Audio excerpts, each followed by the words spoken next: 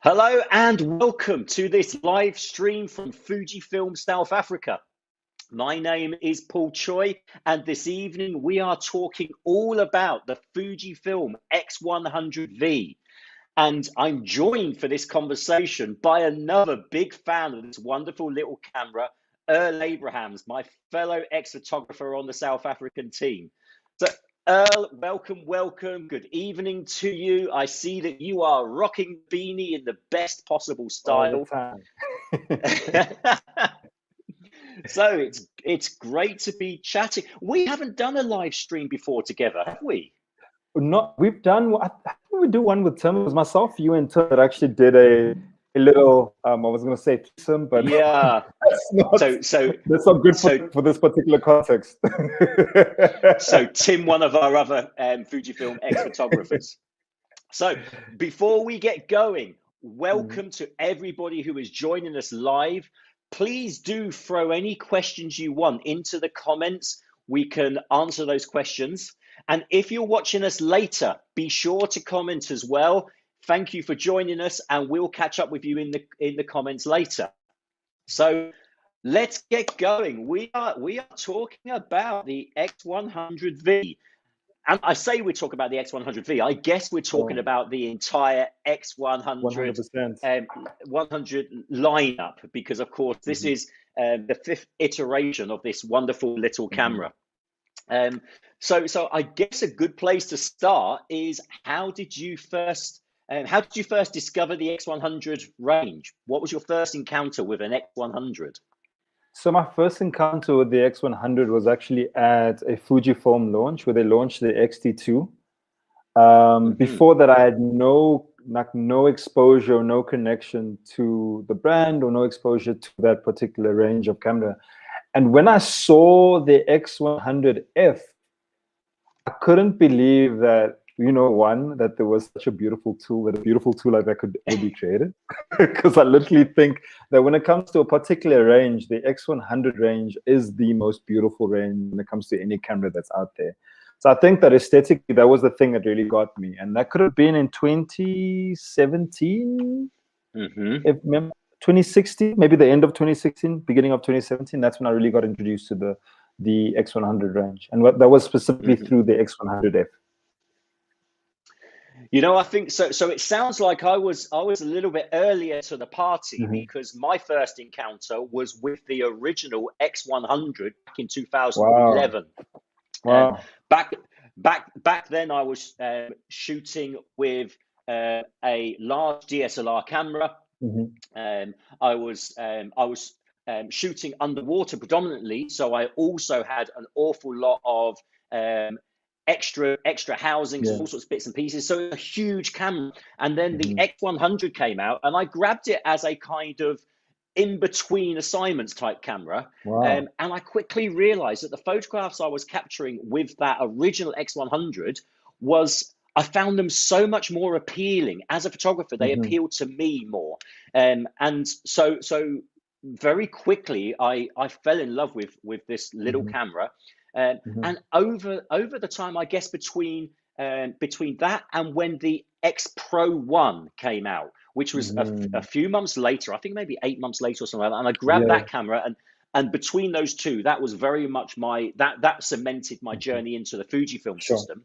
But I think it was that original X100 which first captured the attention. Now, don't get me wrong, that camera was let's be honest, the original X100 was awful. The autofocus was a little bit dubious. Some of the menu systems weren't great, but there was an emotion to shooting with that camera. And I think the first time you pick up the X100 range, any of the cameras in the X100 range, it brings that emotion with it. I agree with that. I haven't experienced elsewhere. Was that your first time experiencing a rangefinder style camera? 100%. I say it was the first time. Of course, like everybody, I've picked up in the past. I've picked up an old Leica or something like that. But of course, that literally pick up. I've never shot with one properly. That was my first experience, and I think there was a couple of things which stood out to me. The first thing is I would love to say that it was all about the photography. I'd love to say it was all about the sensor or the autofocus. The reality is it was just a beautiful camera. I'm shallow enough 100%. To admit that I rocked my full hipster with that camera. That's what it's about. And so it was the looks, but then fortunately the photography came through. And I think that one of the key things for me, which I never really thought about before, is the positioning of this eyepiece. Because when I lift it, I'm a right eye dominant. So when I lift it, it means that a good portion of my face is still in show. So when 100%. I'm talking to people and I'm interacting with people, it means I can carry on interacting and I've still got a degree of eye contact. So that was something which really appealed to me. So yes, it was one of my first experiences of a rangefinder style camera, especially coming from the DSLR days. And I guess you had a similar experience.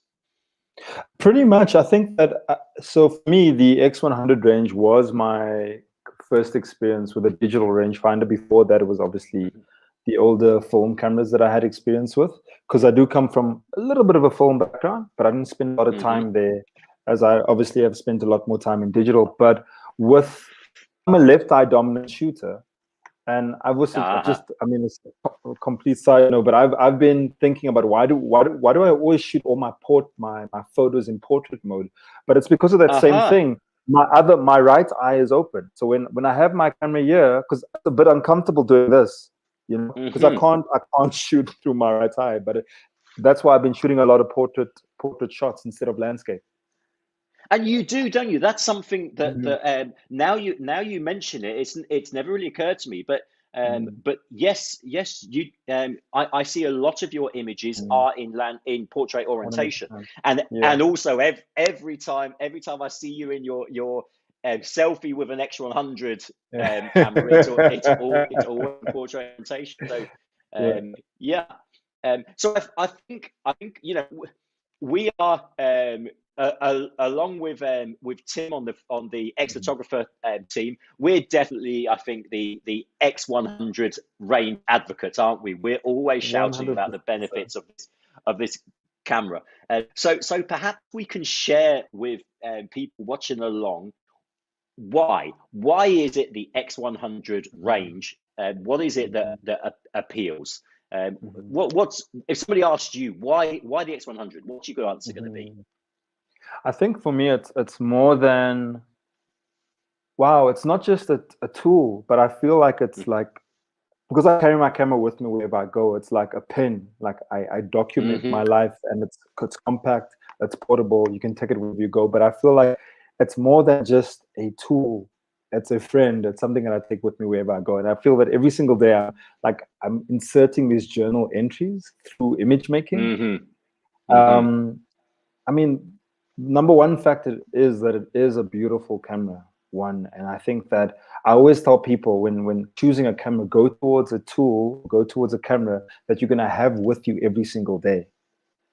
And that's exactly what I feel the X100 is for me. It's this relationship also with myself, what it allows me to see. Because when you have a camera that's with you every single day, the opportunity of, yes, hitting the shots that you want, that's there, but the opportunity to see beyond just what you generally capture, that's there as well. And it's unknown that a lot of systems don't always give you access to.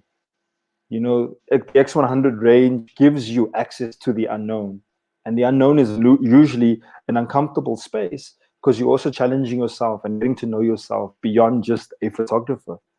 And I feel that the X100 has really allowed me to step into becoming an artist and not just a photographer.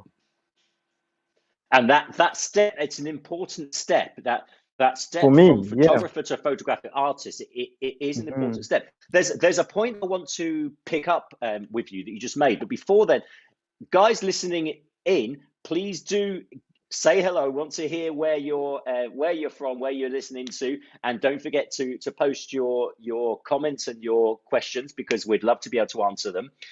But I want to pick up on that point you made about the take with you everywhere camera, because that to me is one of the main reasons why, for me, the X100 is my absolute favorite camera. It's because it's with me all of the time.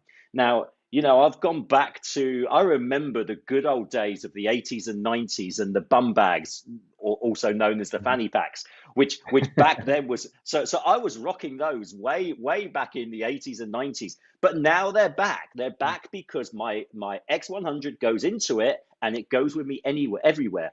And some of my favorite photographs are those that I captured with this little camera, that I captured because I had it with me. Now, the thing is, I love my X Pro 3. I love my 16mm to 55 f2 lens. I really love my 50mm f 1.0 lens. Great lens. Both of them big lenses for a mirrorless system. The X Pro 3, not a small camera, not a big camera, but not a small camera. By the time you put that 16-55, we're getting close to those DSLR sizes that we remember. Now, don't get me wrong, the sensor, the image quality, it's beautiful, but they're not what I would call the go everywhere camera. Whereas the X100 goes everywhere with me, and I think it allows us to capture those moments that we might not have been able to capture otherwise. Yeah. So I think, but apart from the size, is there anything else about the X100 which appeals to you? So obviously the fixed focal length is a plus, because when there's limitations, you have to make do with what you have, and because it's a fixed lens, I feel that it challenges you more in order to get the shots that you want to get, because you don't have the leverage or the range that you have with the 16-55. You're stuck with a 23 mil. But we'll get to those other points in terms of electronic zoom that I'll chat a little bit about. But that's also what I enjoy, is the fact that it's a fixed lens, but you also have the capabilities of the electronic zoom. There's a voice memo that I'll chat about later as well. With the V now, it has the tilt out screen, which is also really great when you're doing low angle shots, and also you can use it for video. And what a lot of people don't know is that you can actually shoot 120 frames on the new X100V. That's a plus. And I'm not sure if you've used the ND filter on the X100V. That's something I've really been taking a lot of advantage of, because I shoot at a low shutter speed. Because I'm always kind of playing with blurred motions and blurred images, and that having the ND filter in that is just such a plus. So it works on video as well, and I just feel that within such a compact system, not only is it powerful, but it packs all of these other functionalities and these tools in which you can really enhance your image making capabilities. I mean, I think it's worth touching on that. For those that aren't familiar with the X100 range of cameras, it comes with a fixed 23mm lens, which in full frame terms is 35mm. So it's not interchangeable. You can't change it. The lens is the lens is the lens. But is that inhibiting or is it liberating? It's an interesting question, because to me, on one hand, it means it takes one part of the thinking away. It means we don't need to think about a lens choice, because the lens is the lens. So, and I find that 35mm field of view, that kind of perfect all-around field of view. Others will disagree, I'm sure, but for my style of photography, it works. But the advantage, the thing that I find with this is, for such a tiny lens, I mean, look at the size of it, especially if I take off this this lens hood I've got on it. Look at the tiny size of that lens. Now, for such a tiny lens, it's super focused and super synchronized with the sensor. that it means they work in such perfect harmony because it's fixed. We couldn't do that if it was interchangeable. And I think I think in one hand, some people I understand may find that inhibiting, limiting. Personally, I find that on one hand, it allows me, as you mentioned, it allows me and forces me to be creative, forces me to get back to pure photography. It forces me to do things like getting closer. And also, the image quality is just so good. I think that although I love the 23mm f2 lens, the tiny little f2 lens, and the bigger 23mm f1.4, I have to say I think the images with this 23mm lens are sharper. It's a close cut thing, but I think they're sharper. So to me, that lens is something that really makes this a special camera, especially with this updated the updated 100V, which has a brand new second generation lens up until this one, up to the X100F. It was the original lens, which is a great lens, but it was a little bit soft in the corners. Now this is sharp, and the X100F is still a great choice of camera. If you're looking for an X100 and you want to, you're not so worried about having the very latest generation, you can pick up the X100F at a bargain right now. And let 100%. Me tell you, I absolutely took that camera all over the world. It's a fabulous camera, but there are just little enhancements. You mentioned the tilty out screen. Didn't think I'd need it until I found I needed it. You know, it allows me. It means I can shoot. I don't need to roll around in the dirt if I want the low angles. Or I can also take shots where I'm just here and I'm just looking down, and it gives me a different angle. And the last point, which you already mentioned, is that built-in ND filter, which is a real filter. It's not electronic. It's a physical filter that slots into place. Upgraded to the 4-stop filter from the 3-stop of the last generations. But it's so useful when you've got to take the edge off. For my type of work where I'm on assignment, I'm often somewhere for just 2 or 3 days. I've got to get the shots. I can't add days on. I've got to get the shots. Sometimes you come across an interesting person at midday, 1 o'clock, the sun is bright. And you still want to shoot that narrow depth of field. You still want f2. Whack on the ND filter. You can still capture it. And for video, like you mentioned, it's tremendous. Yeah, I was quite shocked in terms of how it performed via video as well. It was really great. Yeah. And let's have a look at a couple of comments. Desiree is listening from Durban. I agree. Super versatile for jumping between portraits, buildings, etc. when traveling. But for me, this is absolutely the travel camera, because I'm currently in Ireland. Travel is a very strange concept in 2021. After a year and a half of really only moving from my kitchen to my lounge. It's a very interesting concept to be traveling around on assignment in Ireland at the moment. But the only camera I have brought is the X100V. That's it. And I'm capturing all of the adventures I'm having on this camera. And it, as Desiree said, super versatile. I'm shooting portraits. I'm shooting landscapes. I'm shooting seascapes. And actually, if you're watching in on keep an eye on the Instagram, on Facebook. All this week, I'm posting some of my adventures from all around Ireland, captured with this great camera. Let's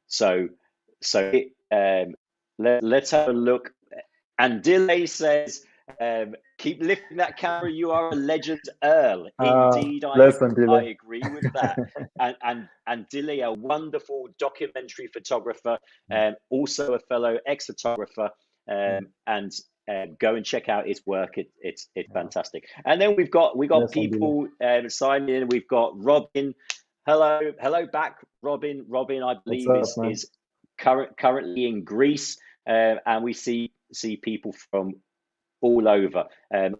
We are working. I hope to see. I know that Robin is not yet a Fujifilm shooter. I am sure we will be converting him with our chat.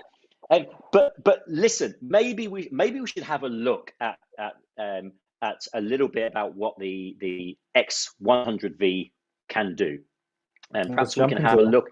Perhaps we can have a look at a couple of images.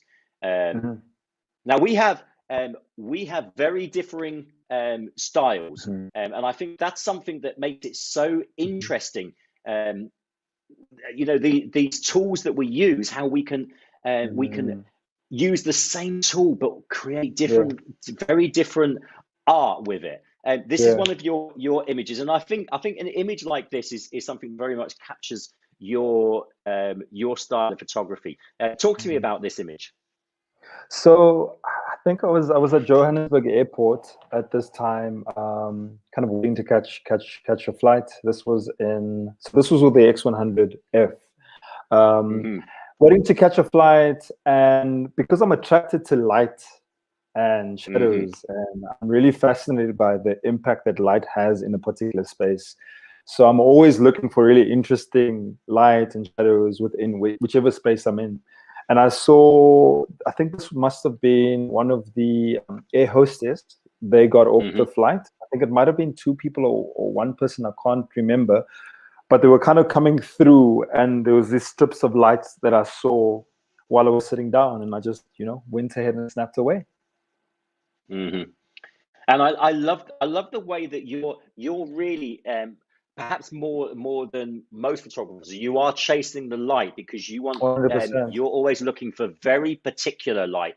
And you've got there's a definite style. I think if we can see, for example, from your abstract work, and I love the abstract work that you do. Thank you so much. And just this was shot with the X100V. And this was shot with the X100V. That's literally the reflection of a tree on the river at another place called Zoo Lake.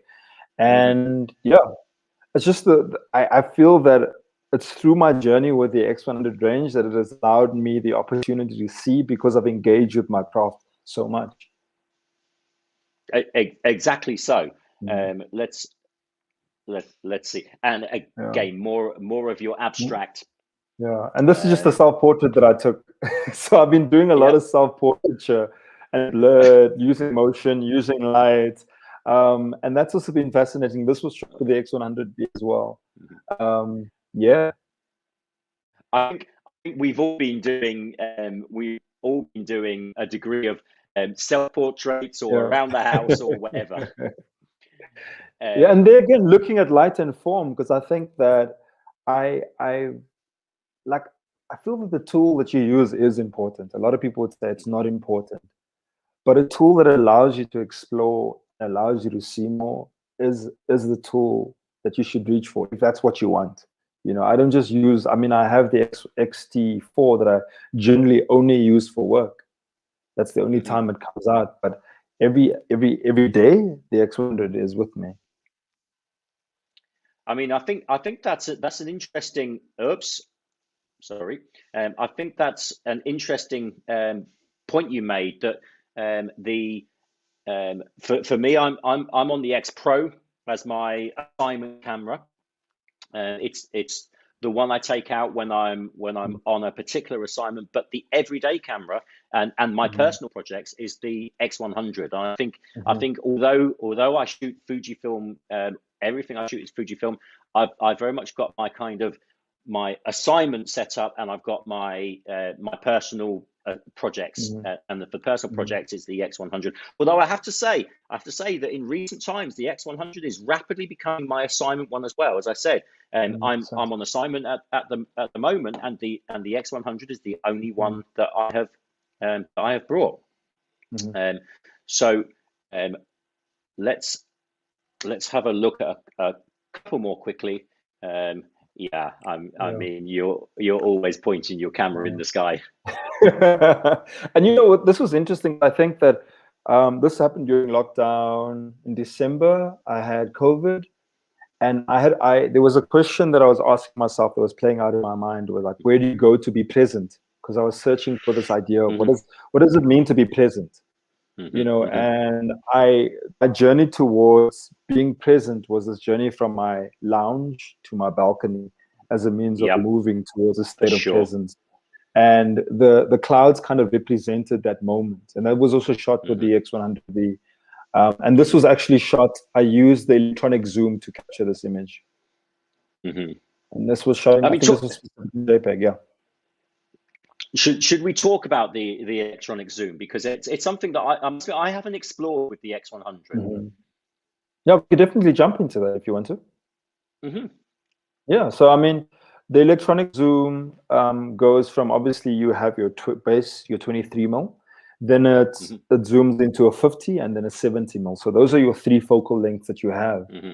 And the one thing that it does is that obviously if you're shooting in RAW and JPEG, that saves the JPEG images as the focal length that you chose. So if you chose the 50, it saves it as the 50. If you chose the 70, it saves it as that. However, what I haven't figured out yet is that it saves the images as the raw image doesn't save as the actual focal length, but you can crop into it. Exactly. So you still have that. I think it's still a benefit though. So you have the leverage of cropping and then still having the original 23mm. And so you have the option. So I think that's still a plus. But I would love it to save it for myself as the raw 50. Yeah. But but then you can pop on the 50 equivalent. There we go. Which I generally use. This is the only kind of converter lens that I have. I haven't actually used the wide yet. So a lot of my things that I focus on, the 23mm is all that I need. That neatly brings us into Ray's question. Ray, listening in from the US. Hi, Ray. And do either of you use the TCL for portraits? So again, we've both got the adapter lens, which just screws on neatly onto the fronts. So we've got the filter ring on the front, and we just screw it on, and suddenly this converts the TCL converts from the native 23 up to, and with a 35mm field of view, to around about a 50mm field of view. And I regularly use this as for portraits in particular, where I want a little bit more reach, I want to come in, because of course with the digital zoom, one of the things that it will give you a representation, but how it works is it crops it in. So it's taking the original 26 megapixel image and it's cropping in. Still plenty usable. By even cropping in to that field of view, there's still plenty of usable pixels there, but it's cropping it in. And then when you're shooting in RAW and JPEG, the original RAW, of course, is as it was captured, allowing you to crop in yourself in post-production, or it saves the JPEG as the zoomed in version. Now, if you want to keep the pixels, then one of these conversion lenses. This one is the TCL, so the teleconverter lens, and then the other one, which I use regularly, is this, which is the WCL, the wide conversion lens. So this takes it to around about a 28mm field of view. And so we go from 35 to 28. I've been using this a lot in Ireland for landscapes. Just when I just want that little bit more width or space to show the context. What is the 23 equivalent? Sorry, what is the 23 equivalent? Because I think you've mentioned the frame equivalent in terms of 28. Yeah. So the 23mm is equivalent to 35mm in full frame terms. And then with the wide angle converter, that takes it to about 28. So it's 19mm in APS-C terms, taking it to about 28 in. Cool. And this is the second version. There's the original version, which is exactly the same, but this one has a neat little magnet, which means that the camera is able to sense when it's been attached. And these are between these, so it means that I can have these two conversion lenses and the camera, and I've got three native field of view. And I have to say, I've done a lot of pixel peeping to try and see if I can see any distortion when I'm using it. I haven't found any as yet. So I find that the X100 with the converter lens on, the quality I'm getting is as good as I'm seeing with, say, a native lens.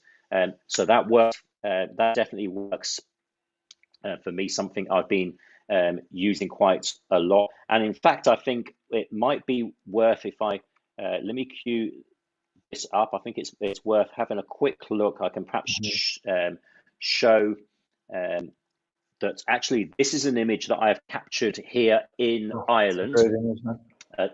This is a natural formation on the west coast of Ireland. This is with the wide converter lens. So I captured this with the 19mm converter lens, which takes it up to about a 28mm full frame field of view. And then to give some context, this is the same location. Oops, this is the same location with the 35. So it's only a little difference. The 80-23, which is the 35mm field of view. So it's only a little difference. If we can see between the two, we've got the wider with the converter lens, and we've got the closer with the native lens. But it just, you can see, it just gives you that little bit of extra space. Yeah. And the cool thing about that is, if you're shooting, so someone asked, like, we're speaking about architectural photography, you know, that could come in handy, having that extra space. Like, for example, like Tim shoots a lot of skate stuff, like capturing like wider skate scenery with the skater in frame. That also gives you a lot of access and opportunity as well. So it does really serve an amazing purpose as well. Exactly so. And as I said, what I appreciate is the way that as photographers, we've got so much different scope, because if we have a look at this, which is a photograph that I captured with the X100 range, I think this was an X100. In fact, this was actually the X100T, which is going back to the second generation of the X100. So, and this is an image which I have printed out at a meter as a print. This has been printed at a meter. So even back then, getting perfectly crisp prints even at a meter. But you see a very different style. So we're able to utilize that tool in very different ways, as this being this kind of cityscape landscape type of image, or something like this at the Niagara Falls in Canada. Again, just with my little handy size X100 camera, which is a go anywhere kind of experience. So prop it on the wall, and I have to say, one of the things which is perhaps not thought of as often, but it is a factor, especially for a travel photographer such as myself. There's a lot of places where when you go, you need to have expensive licenses, etc., to shoot with them. So one of the places that stands out is things like the Empire State Building in New York. Lots of places like that where there is a restriction. There's a big sign that says no professional photography. Well, what's professional photography? How do you qualify as a professional photographer? Basically, in Cambodia, Angkor Wat is another one of those spots in the temples in Cambodia. The main criteria they seem to use is, does your camera look like a professional camera? Also, do you have a tripod? A tripod, just no. If you've got if you're shooting as a not as a professional, just shoot away. If you're shooting as a professional, that'll be $1,500, please, for your license for the day. And whereas camera like this, I stick it on a little tripod, little tabletop tripod, just on the wall. I've got my image. A camera like this doesn't draw attention. So to me, this is the X100 cameras are absolutely professional cameras, but they don't look like people would imagine a professional camera. They don't draw the attention. And the same thing for me, going into the CBD as well, in Johannesburg. You know, because it's not a cumbersome like piece of equipment, it's literally underneath my jacket, and no one knows that I have a camera with me, because exactly so. Now, Peter's joined us. Hi, Peter. Peter asking if we can use filters on the converter. Absolutely, they've got a standard at the front. Just screw it in. So, and what I like about the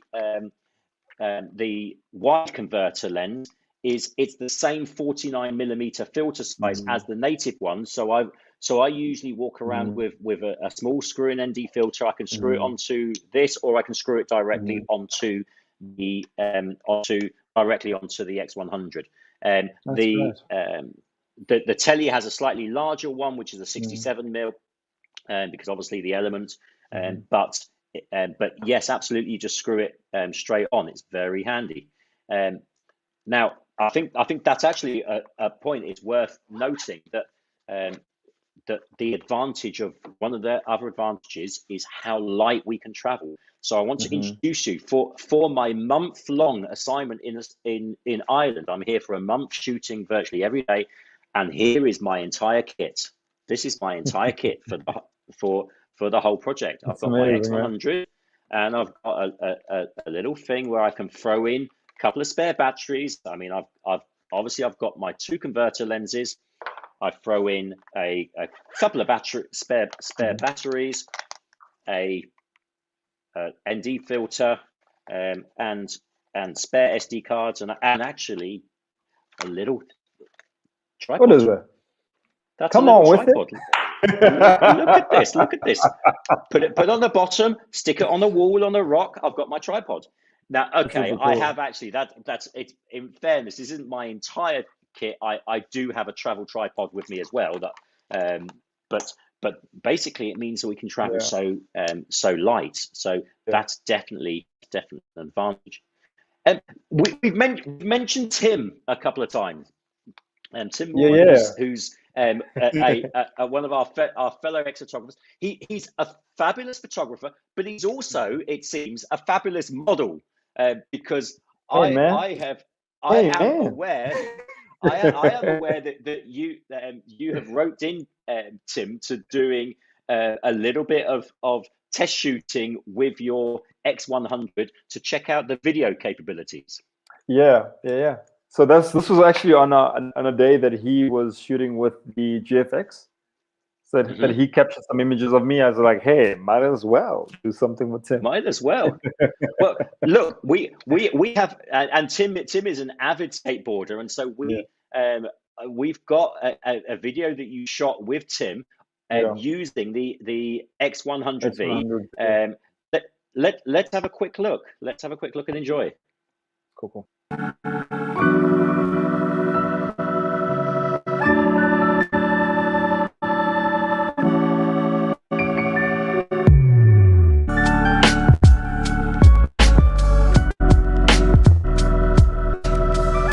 Look how smooth he is.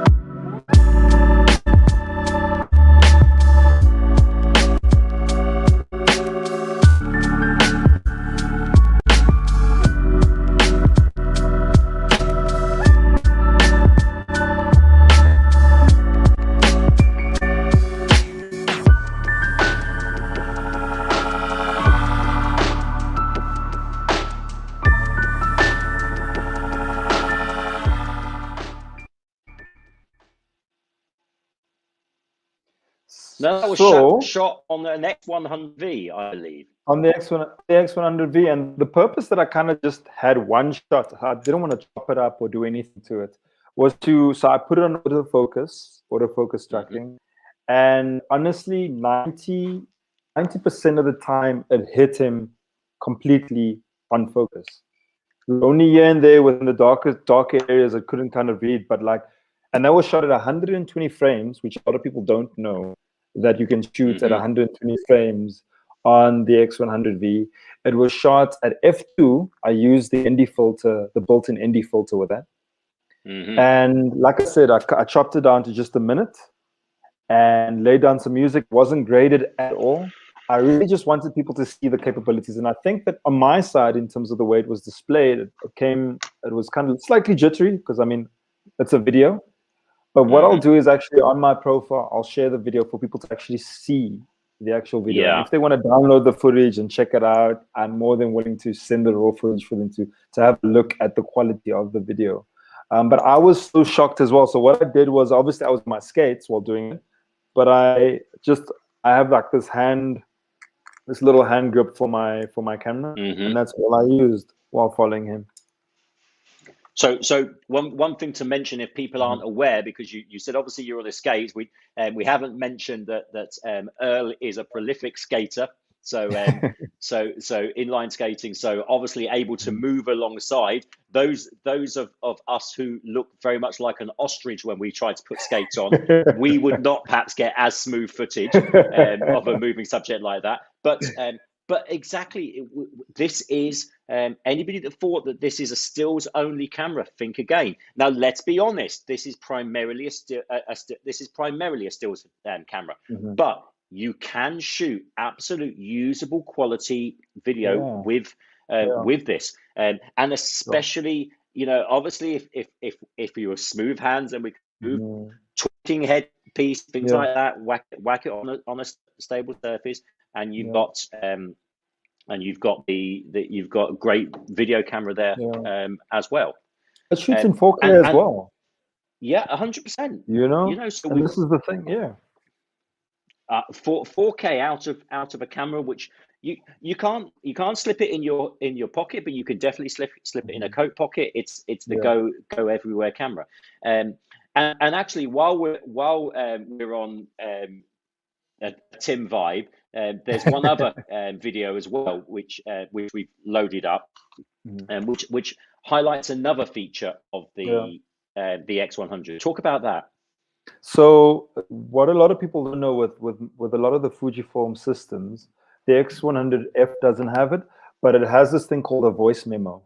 So that if you're on the field and you've taken a photo of someone who you know that you might not remember their name, you could literally basically, and what I'll do is I'll put together a little video of showing people how to access the voice memo so that they know how to do that.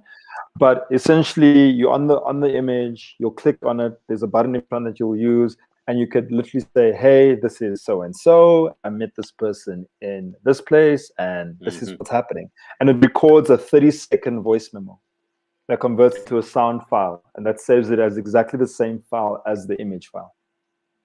And let me tell you, that is so handy because especially depending on what style of photography for me, because predominantly my style of photography is travel documentary. It means that I go to places around the world and I document what I find. So I often, a lot of the photographs, a lot of the people I'm photographing, I've only met 2 minutes before, 30 seconds before, and I'm talking to them, I'm trying to capture something, but of course, the reason why I'm capturing those photographs is generally for books or magazines or things, and it might be 6 weeks, it might be 6 days, it might be 6 weeks, it might be 6 months later that I'm sitting down to write it up, and I've got to make sure I know who they are. Whereas if it's those voice memos, it means that we can record and have it right there.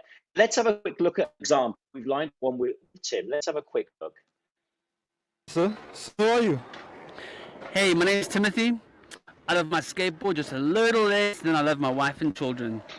My passion is making photographs of people exactly the way we are. So so it's that simple. You know what I mean? It really is that simple.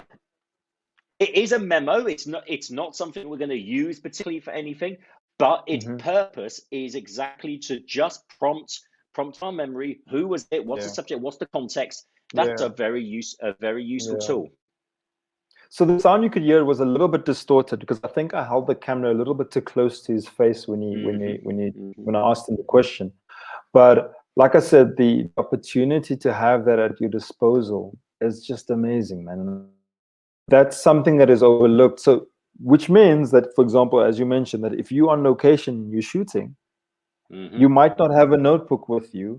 One, you might not know how to spell the person's name. You could literally say, there's so many amazing things that you could use that for. And your mic could fail on you if, for example, if you're on location, and if I'm shooting a documentary. If my mic were to fail, at least I know that I could record 30-second voice memos on my tool, you know. It's yeah. so. And I think these are the things that often get overlooked, because I do feel the X100 range is a camera which is often overlooked because of the fixed lens. I feel that's the key thing. I think people I think that they hear the fixed lens and they struggle to get past that. Now, I have to say, it's for, depending what style of photographs you're using it for, it isn't the issue you might think. And in fact, I would go so far as to say it's an advantage. Now, when it comes to things like portraits, for example, which again, and people won't necessarily think is an obvious choice. I've used it regularly to shoot portraits. If I look, here's a photograph I captured in India a little while ago. Or if I look through, if we have a quick look through, look, it is a portrait camera. So in varying styles, so you can see a switch between, say, beauty shots to documentary shots. We're back to beauty style shots. You get the idea, and we're back to Tim with your video. But we see it. There's the versatility there, and I think that's the key thing. Listen, we were aiming to chat for about 35 minutes. We're at 45 already. So let's have to wrap things up. Let's have a think about, I think, probably the most important thing we need to talk about, which is just how pretty these cameras are. Yeah, come on with it. Now, the thing is, you got the black version. I have the silver and black version over here. No, I was going to mention that because let's be honest, there is something special about the way these looks. Yeah. I'm interested that we are. You know, you've got those two versions of the black, and there's the silver version, the silver and black, and so it's very much a personality choice, but it's interesting. Why did you go for the silver? I mean, there's that retro feel, isn't? Look at that now. That's a thing of beauty. It's classic, and I think it's the classic look that drew me to it. With the X100F, I have the black version. But with this particular version, it's just a classic, beautifully cut look. I mean, like, it's just 100%. Honestly one of the most, if not the most beautiful camera that's ever been created in this entire world. And I do think, especially this new version, it's the new version is, the lines are just slightly cleaner on it. The aesthetic is just there. Now, I get you completely that the black and silver has that real classic look that's got that invokes memories of Cartier-Bresson. That you can just imagine it. Now, I've gone for the all black because I am a ninja, and so this is the stealth mode. I'm in photographic ninja stealth mode. But accessories. This is a camera that screams out for accessories. It screams out to be blinged up. I mean, I've done a little bit. I've got a square hood I've grabbed. There's actually a brand called Square Hood that are really expensive. This isn't it. This is a cheap one I grabbed off Amazon. I've got the thumb grip here, and a neat little thumb grip because it swivels, so it allows me to still get full access to the dials on the top. And of course, in classic hipster style, I've got the soft release button in red because you have to. Have you blinged up yours at all? The only thing that I have is the screw-on filter, just to keep like completely weather sealed, and the screw-on shutter release is actually on the F that I have. So I forgot to put it on here. But that's about it, because I try to keep it as minimal as possible, because I view that this is the accessory that I need around my waist, because why I like the color scheme as well, or the colorway, is that people ask you about, what is that? For sure. You know? For sure. Like, and there's a lot of, what I've found is that I'm connecting with a lot of people that are film photographers, or like that are really old, that have shot like years ago, and they'll see the camera. It's like, oh, what is that, a film camera? It's like, no, it's a digital camera. So it's also just the opportunity to start a conversation that I really like when it comes to this camera. And that is one thing. I have to say, perhaps unlike any or more than any other camera I've come across, people just love to talk about their X100 cameras. I mean, we've been going for 50 minutes, and we've only scratched the surface. Okay. Two points to finish on. Firstly, simple question that I see posed quite a lot: is the X100V a real camera? If someone says that to you, they're thinking about X100, and they say, "Is it a real camera?" What do you think? I think that I mean, every camera is a real camera. You know, even the camera on your phone's a real camera. But you have to really think about what is the tool that what are you wanting to achieve? It's an amazing tool. It's an amazing tool, but what are you wanting to achieve? You want to be, are you kind of person that really, you want to explore your artistry? You want to understand what kind of photography you can be beyond a photographer? Then this is the camera for you. You know, it challenges you to see yourself in new ways. And, you know, and the fact that a tool has the potential to do that is, to me, has just been amazing. It has challenged me to see the world in a very different way. Yeah.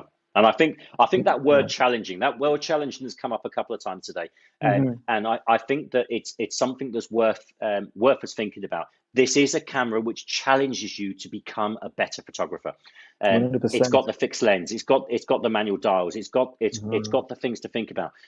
But in many ways, what I found using the X100, especially now that I've been using it more exclusively, because I found that for quite a long time, from about the 2016 period to about 2018, a lot of my assignments were urban based. The way I describe it is pretty much, and I was zigzagging around the world for these projects. I think I was doing it in 2017, 18.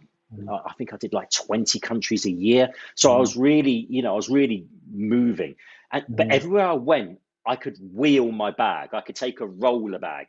And I wanted to get out more out of the city a bit. So my assignments recently have been more where I need a backpack, if that makes sense. It's places that you can't roll a bag. And so suddenly thinking about how I could use things more versatilely. I think that's become something that's more of my thinking. And so more and more I've been using this in that context. And that challenge of thinking, okay, I haven't got the full range of lenses, because when I'm traveling just within the city, when I can jump in Uber or whatever, then I can take a whole kit bag full of lenses. But now here's my kit. So 100%. It means I have to think it through. So in many ways, it's taking a more pure form of photography. It's taking me to think about pure photography, and that's something I really appreciate about this range of cameras. So I mean, granted. So just to get in, like, granted that if you I mean, like, because I work in the film space as well, so unfortunately, I wouldn't be able to use the X100V to shoot a documentary. You know, that's why my X-T4 is there, because I can put cine lenses on there and do whatever I need to do. So 100%. If you are a working photographer that requires a particular way of doing things, then yes, it's not the tool for that particular task, but it is still the tool that can help you see things in a very different way. Yeah. You know, that's on your side all the time, and it makes you a better photographer. Yeah, 100%. And of course, there is no one perfect tool for everybody. So depending on what you're doing, but for those that this camera suits, it really suits them. Yeah. So let's wrap up by thinking about that. This is the X100V, the V standing for 5, the 5th iteration of the X100 range. When it comes to think about the future, I think Peter summed up to say any features you would like Fujifilm to include on the next generation. So one of the things that I think about when the X100 came out, I wrote the X100V. Sorry, I a little while ago I wrote an article for one of the photography magazines, an article about the X100F, how I've taken it around the world. And how it was my pretty much perfect travel camera. This is the last generation. But there are a few things that that I said was still missing. Weather sealing was an issue. Whenever anybody talks about weather sealing, they always, you see the review videos on YouTube or online or whatever, they always refer to rain. You always see them. When they mention weather sealing, they always run out into the rain. For me, the rain isn't the issue. I don't appreciate photography in the rain. I have to be honest. If it's raining, I'll go and get a coffee. But it's the dust. A lot of the locations that I go to is dusty, and it's the dust. And so I was saying, it could benefit from, to be a really versatile travel camera, it could benefit from weather sealing. Well, the V gave us weather sealing. Okay, because of the nature of the how the lens works, we have to use a filter on the front just to give it full weather sealing, but whack a UV filter on it, you're good to go. And so it gave us that. I mentioned in my article the things that I'd really like to see on the next generation. I mentioned a flippy out screen, because sometimes those angles, it does help. But that means I don't need to roll around the dirt. We've got the flippy out screen. We've got an updated lens on this. We've got the bump, as I mentioned, from the 3-stop to the 4-stop ND filter. This is a tremendously improved camera. And when I wrote a follow-up article as a review of the V, one of the comments I made at the end is, I honestly don't know where Fujifilm go now, because we have reached a point in society where we expect updates every year. If a phone manufacturer doesn't bring out a new camera every year, people are asking questions. With the camera manufacturers, they tend to have 2 or 3 models, which means that they've always got one model which is out, has a new iteration within the past year or so. And so when back a few years ago, you happily had a camera for multiple years. 3, 4, 5, 7 years, 10 years was not unheard of. And yet now we're in this expectation of another update. I don't know what they add to this. What are your thoughts? What do you think they add to the X100-6? Electronic zoom in video mode. then we're good. Like just that as one more feature. And it's possible for them to add that to their technology, but that's literally the only thing that I would add for now. I mean, surely that's got to be possible in soft as software. So that's a firmware. A firmware potential option. Yes, again, you crop in, you lose megapixels, but depending on what the purpose is, if it's just going out online, used for social media, etc., then there is even for broadcast in the right circumstances, it's not a problem. That's the only thing that I would honestly include. Potentially, yes, we could see a bump in megapixels, and maybe it jumps to 36 megapixels, maybe 42, whatever. That's incremental. Who cares? For my purposes, yes, I think we're all past that megapixel range where, in the kind of chain camera stores, they will be talking about this one's 24 megapixels instead of 12 megapixels, so it's better. We know that's not the case. So, okay, maybe they throw in a few megapixels. For me, I'm not worried about that, because I've got at 26 megapixels, I do a lot of printing of fine art prints. That's the thing. I get a meter print from 26 megapixels with plenty of room to move. So what do I need more for? 100%. I guess we can increase we can look to increase the this or the that or whatever, but I think these are marginal steps. So and for me, I guess. What do you think? Because they removed this completely, and I really enjoy this. How slick they've made the camera. Like on the X100 F, there's a lot more buttons over here. The fact that they've removed this, they've really made it really beautiful and minimalistic, which I think is the right direction. And I think that this is a camera that will stand the test of time for the next 20, 50 years. Exactly so. I mean, I know there were a lot of people that were really losing their minds over the loss of the D-pad. I think it's one of those things that personally didn't bother me at all. I mean, I was using the X Pro 3 with the same joystick. It didn't have a D-pad. It made no difference to me. I think it's one of those things that those that cared about it really cared about it and lost their minds over it. The vast majority, within a week or two, you've completely forgotten that it was even there. I have to say, until you pointed it out just now, I'd even forgotten it was there. I think one of the things I would really like to see, if possible, I guess would be image stabilization. If there was a way of squeezing in IBIS on here. Now for video, wow. If there was a way of squeezing that in, exactly so. But look, the technology is not there yet. If it was, it would be there. But some of the more recent releases from Fujifilm have included IBIS, and so potentially that's maybe it. But I've got to say, these are yes, it'd be nice features, but they're not. I can't use this camera without. For me, the X100V is absolutely a very usable camera, and a camera that, as you mentioned, I think at the very start, it helps you to grow as an artist. It's a camera that takes you from photographer to artist.